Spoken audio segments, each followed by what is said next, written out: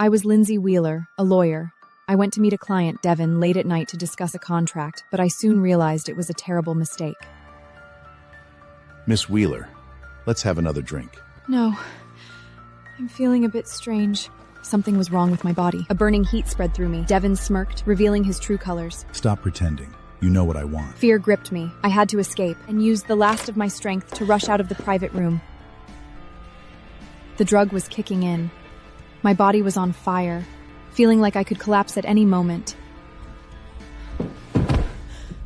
Just when I was about to lose all hope, I ran into a hard chest around the corner. Please help me. My consciousness was fading fast. You brought this upon yourself. The next moment, I felt myself being lifted and then pinned down against a soft mattress. He leaned down and kissed me, and I lost all control. I woke up at dawn, sore all over. The bed was empty except for me. I saw the hickeys on my body. It hadn't been a dream. How much do you want? A cold voice came from beside the bed. The man I had a one-night chance with last night turned out to be my husband, Bryson Higgins? Don't you recognize me? Should I recognize a party animal who drunkenly throws herself at the first stranger she meets? If I hadn't accidentally saved Bryson's grandmother, I wouldn't have married him. The entire Higgins family regarded this marriage as a disgrace. On my wedding day, no one came, and the groom, Bryson, even fled the wedding on the spot. It's not what you think. Take the money and leave. Forget about last night. I didn't explain to him who I was. I just smiled bitterly and picked up the check. As I headed to the shower, I couldn't help but think how ironic this was. I slept with my own husband, and he had no clue I was his wife. When I came out of the bathroom, my phone was ringing. It was a former client, Asher Harper. Lindsay, a good friend of mine has a shipment embargoed by customs. You're the expert in this field, so I thought of you. Rest assured, this is definitely a large order. No problem. I'll take care of it. My parents passed away early, leaving me with a substantial debt. This case held absolute appeal for me in terms of financial value. I didn't want to have anything to do with this nominal husband, and my instinct was to leave. But if I could secure a partnership with the Higgs Group, it would be a major step forward in my career. So I sat down across from Bryson, without any awkwardness. Hello, it's great to see you again, Mr. Higgins. Didn't I tell you to take the money and leave? Are you just continuing your harassment in a different way? I'm afraid you've misunderstood. I'm here to meet a prospective client. You just climbed out of one client's bed, and now you're already hunting for the next? I'm a lawyer! I'm here to take on your customs case! He thought I was the kind of lawyer who slept with clients to get cases. Let me introduce myself again. I'm Lindsay Wheeler. I've handled similar economic disputes and international trade cases. I am confident that I can win this for the Higgins Group. You're quite confident. Your lawyers looked at the wrong angle and hit a dead end. You need a fresh perspective. You look quite professional and rigorous. Pleasure working with you. No need. I'm only choosing you because Asher recommended you. I've already prepared myself for a complete defeat. You are really arrogant. If your legal team could handle it, Asher wouldn't have had to bring me in. Just wait and see. A few days later, the customs seizure case went to trial. Bryson and Asher both came. This was my chance to prove myself. Your Honor, according to the Customs Administrative Penalty Implementation Regulations, Article 328, Clause 14, this shipment fully meets the conditions for applying for a special import license. The evidence submitted by my client proves that the customs reason for seizure is invalid. This court rules that the seized goods be released immediately, trade barriers be removed, and the Higgins Group receive corresponding compensation. I told you she was good. Do you believe me now? Her professional ability is indeed impeccable. But why does she also do that kind of business? How desperate is she for money? I apologize for my earlier words.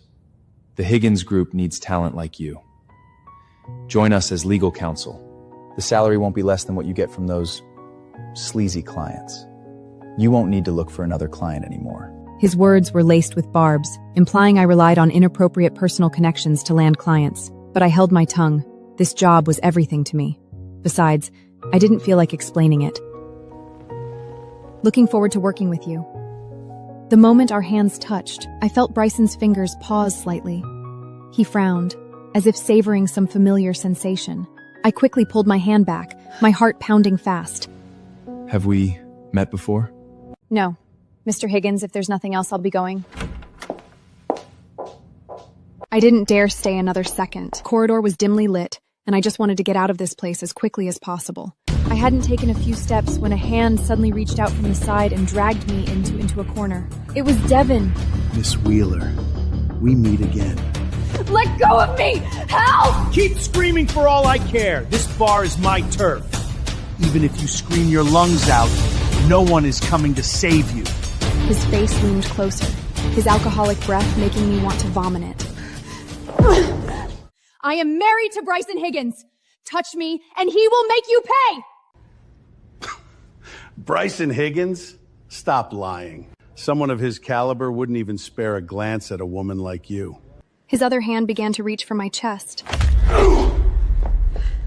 She's telling the truth. Mr. Higgins! Get lost. Don't ever show up again. Devin was so scared he went limp, then scrambled away. Only Bryson and I were left in the corridor, his gaze complex. You said I'm your husband? My mind went blank. I had blurted it out to save myself. Had I just exposed everything? No, I had to cover it up. I made that up. I was scared and said it to protect myself. You and I are just a one-night stand. There's no way we're married. What exactly was she hiding from me? Did she know who I was and deliberately get close to me? That would be for the best. He turned and left. I let out a long breath, relieved that my identity was still safe. Who the hell is that woman? She said she was lying to Devin, but her eyes told me it wasn't that simple. Mike, look into Lindsay Wheeler. I want to know who she really is. Also, find out if she's strapped for cash. Why would a top lawyer do that kind of business? Yes, Mr. Higgins. If she really is deliberately getting close to me, I won't let her succeed. Back home, I lay on my bed, lost in thought. As long as I didn't reveal my identity before the divorce, it would be fine. Once I finished working for the Higgins Group, earned the money, and paid off my debts, I would file for divorce myself. The next morning, I put on my business suit and walked into the Higgins Group building. It was my first day as their new legal consultant. The moment the elevator doors opened, I came face to face with Bryson. Good morning, Mr. Higgins. Do your job well.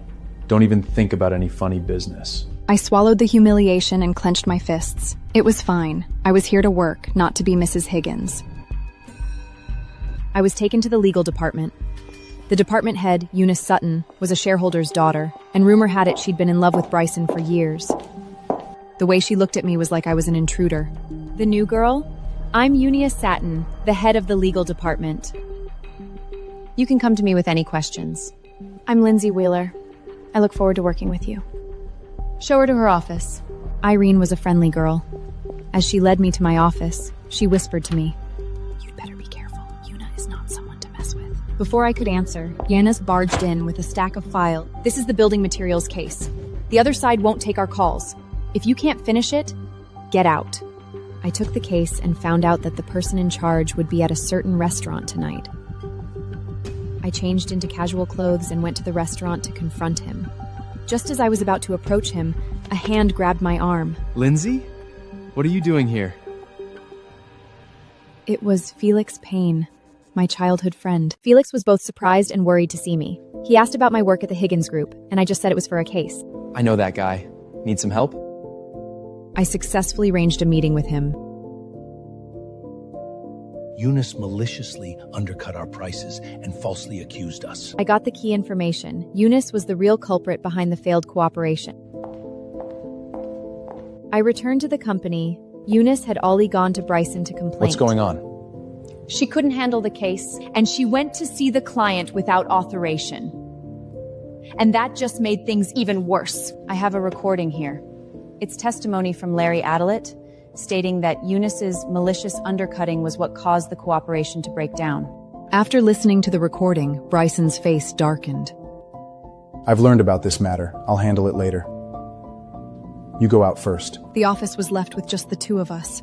My heart was pounding wildly. Why did you lie to me? What? Did you come to the Higgins group for some other purpose? He wasn't asking about my identity. For my career development. What other reason would I have, Mr. Higgins? He leaned in, the distance unnervingly close. I nervously stepped back and bumped into the desk. Watch out. He reached out and steadied me by the waist. Bryson, I'm back! It was Kathy, Bryson's ex-girlfriend. 3 years ago, Bryson's mother had used money to force her to leave the country. Now she returned. Am I interrupting something? Why are you here? I'm back. Let's start over. I took the chance to exit the office. The door closed, and still, Bryson said nothing. I stood outside the door, my heart feeling heavy. I just wanted to work hard and earn my due compensation. I had no interest in getting involved in their affairs. News of Kathy's return spread throughout the company, and Eunice became even more hostile towards me. Oh, sorry, I didn't see you there. Squirting coffee spilled on my hand, but Eunice only pushed further. What, not happy about it? You think cozying up to Bryson will let you get one over on me? If you keep acting this way, I'll report your other mistakes in the case to Bryson. You bitch! I turned and left with my coffee, thinking that fighting back actually felt good. The Higgins Group and the Swain Group had a collaboration project that required a business trip to Chelsea. For this business trip, Lindsay will come with me. Let me come with you. We used to travel for work together, remember? No, Lindsay is more suited for this project. I noticed the resentment in her eyes. After work, I saw Kathy and Eunice talking in a corner. They spotted me and immediately split up. I felt a sense of unease, not knowing that I had already become a target. Back home, I packed my suitcase. My phone buzzed with a message from Bryson. See you at the airport tomorrow, 7 a.m. I stared at the screen, my heart inexplicably racing. For this business trip, it would be just him and me. I met Bryson at the airport. The two of us were going on the business trip alone. We arrived in Chelsea and had a dinner meeting that night with a partner, Perry Dixon. Perry was a lecherous middle-aged man who kept toasting me. Bryson blocked the drinks for me. She can't drink. I never expected that someone who had abandoned his wife at a wedding could be so gentlemanly towards other women. Mr. Higgins, you really know how to take care of the ladies. While Bryson was on the phone, Perry poured me a glass of wine. What's going on? It's so hot. As my consciousness faded, Perry's men dragged me into a hotel room. My despair, I heard someone kick the door open. Let her go! Bryson knocked out Perry's men and lifted my burning body into his arms. He grinned his teeth as he looked at me. So hot. Please help me. Bryson carried me into his hotel room and laid me on the bed. I unbuttoned my collar, and his gaze fell on the area below my collarbone. There was a small red mole there. He suddenly froze. Who are you? Why do you have the same mo as my wife? And I always have this inexplicable sense of familiarity with you. He cupped my face. My consciousness was hazy, and I only mumbled about the heat. Lindsay, answer me. I only felt one thing. Heat. Burning heat. Forget it. He didn't press further. Instead, he carried me into the bathroom. You didn't touch me? No. He turned around and stared at me. You have a mold under your collarbone. Were you born with it? My heart nearly stopped. He noticed. Yes. I was born with it. My wife has one too. I knew Bryson had never seen his wife, only knew some of my physical asterisks. Don't tell me this is a coincidence. The renegade admitted everything would be over. I found out what your wife looks like, and I deliberately got a matching one. I want to be your wife. What did you say? I like you. So I found out what your wife looks like and got a tattoo of the same mole. I thought maybe someday you might take a liking to me. You want to be Mrs. Higgins that badly? I don't even want my own wife, let alone a scheming woman like you. Do your job well. Stop dreaming. He slammed the door and left. I collapsed to the floor, exhaling. Tears somehow fell from my eyes. I didn't sleep well all night. I felt that Bryson's gaze toward me had changed. At the contract signing the next day, Perry, feeling guilty about what he had done last night, offered us an extra 2%. Mr. Higgins, as a gesture of good faith, we're willing to concede another 2%. I calmly reviewed the contract, page by page, word by word. Then, I found a problem. Wait, there's a problem with this clause. What problem? You hit a trap clause in the appendix. Once triggered, the Higgins Group will receive no benefits at all. How could you pull such tricks? The cooperation is over. No, Mr. Higgins, let's renegotiate the terms again. Perry begged for mercy, and I took the opportunity to propose redrafting the contract. Mr. Higgins, is there something on my face? No. You did a good job. The contract was successfully signed. On the way back to the hotel, the atmosphere was suffocating. You have the same name as my wife. There are many people with the same name as me. But you're the only one working at my company. I quickly changed the subject. Isn't Kathy in the hospital? Aren't you going to see her? Not long after we returned from the business trip, Kathy came to the company. She hooked her arm through Bryson's, as if announcing her presence to the world. Bryson, I miss you. You haven't come to see me these past few days. Watch your behavior at the company. Kathy's expression flickered for a moment, but she quickly put her smile back on. She turned and saw me. You're Lindsay? I've heard of you. Bryson's new assistant? Legal consultant. Oh, right. Legal consultant.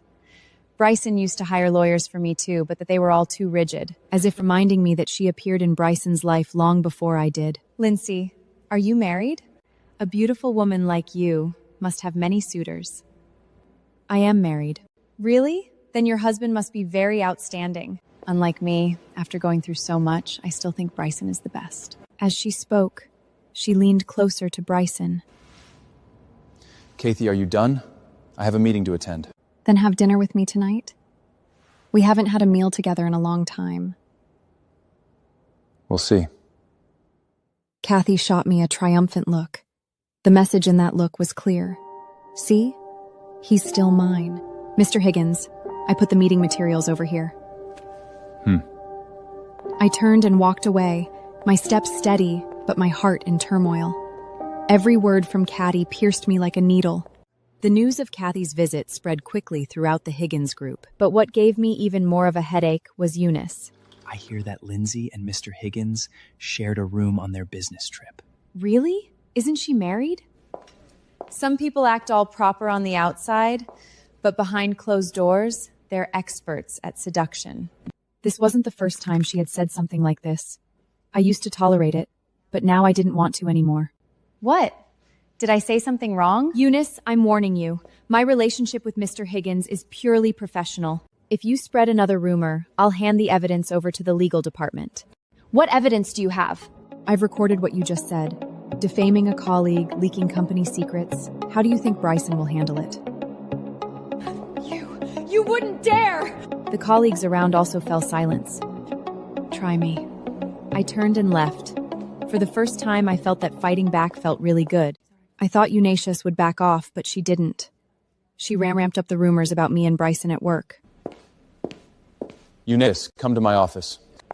A few minutes later, we heard Eunice's scream. How could you do that to me? My father is a shareholder! Defacing a colleague and leaking company secrets, is that reason enough? Eunice was dismissed. The legal department fell silence.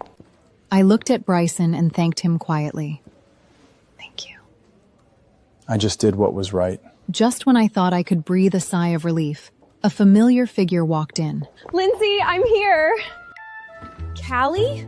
What are you doing here? I'm starting work as Bryson's assistant.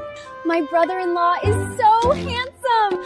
I quickly covered her mouth. Bryson raised an eyebrow. She knows you? Yes, that's right.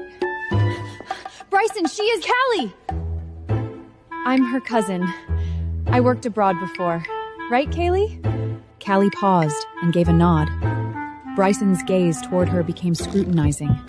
My heart was about to jump out of my throat. Sit. Did your cousin really work abroad? Yes, that's right. Which country? What kind of work? England. She's a translator. What's her name? Lindsay, don't you already know that? I'm asking for her maiden name. Her full name before marriage. Callie panicked completely. She stammered and couldn't speak. About 10 minutes later, Callie came out, her face pale. What did he say to you? He asked for your maiden name. What did you say? I said I didn't know. Lindsay, does he suspect something? You didn't tell you who I am, right? No! I swear I didn't! I breathed a sigh of relief, but the unease in my heart only grew stronger. Bryson wasn't a fool. He would find out the truth sooner or later.